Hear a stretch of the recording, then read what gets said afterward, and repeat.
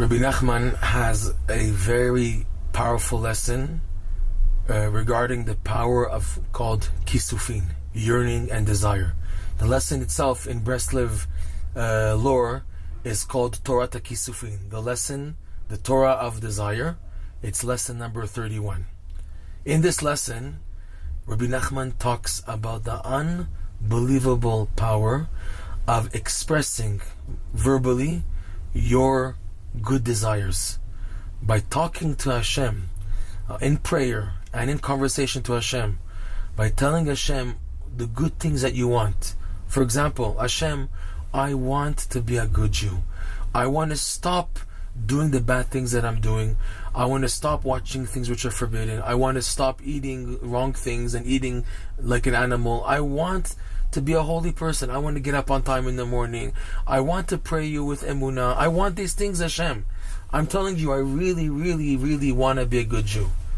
He says, Rebbe Nachman, this expression of good desires is so powerful that number one, it can change you, and number two, it can change other people in the world. You expressing, verbalizing, letting out into the airwaves these words that have etched in them holy desire. Rebbe Nachman teaches that these words are, so to speak, carried in the spiritual airwaves in the world.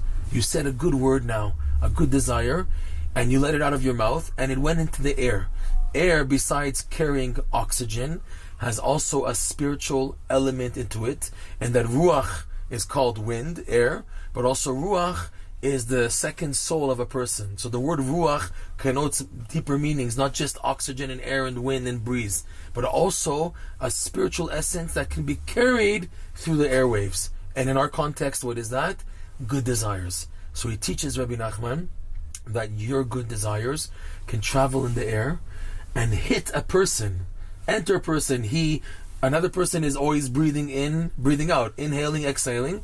He can breathe in physical air, which carries in it the components of the other person's good desires. They enter the person through his mouth, so to speak, enter his being by entering his oxygen and then going to his blood system, into the heart. It becomes a part of the person, the spiritual oxygen also, with the good desires of another person, and they can change a person. And God forbid, the opposite is also true, that a person, if God forbid, expresses bad desires, says bad language and garbage, that also gets etched, God forbid, in the air, and can also enter a good person, a righteous person, and God forbid, bring him down.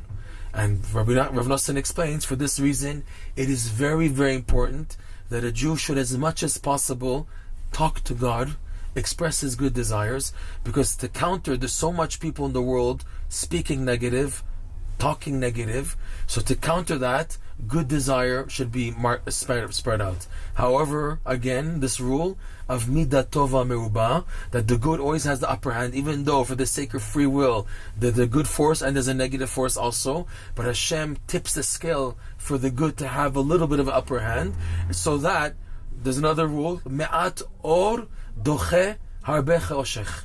A little bit of light pushes out a lot of darkness. For example, you put one candle in a dark room, even though the darkness is much greater than the physical area that the candle is taking, still the light of the candle generated by the candle, spreads to shed light into the entire room. And it's only one tiny candle. That's how it is. Good is called light. It pushes off a lot of darkness. So that by expressing the good desires, that has an upper hand. Even though bad is floating in the airways, a lot of people saying bad things, when a Jewish person comes along and expresses his good desires, it makes a big difference. And because not so many people are doing it, the little people who do it, it has very powerful effect because of the quality of this talking. It's a higher quality, as opposed to the bad, which is the lower quality. This good has a good quality, a strong quality. It can affect people. And this is the secret of what it says. All this Rebbe Nachman says is hinted to in the verse in Ecclesiastes, Kohelet, Yesh hevel na'asa ba'olam, asher magia le'reshaim k'ma'aseh tzadikim. There is a hevel, a vanity in the world, But the word hevel, Rebbe Nachman explains, can also mean a breath.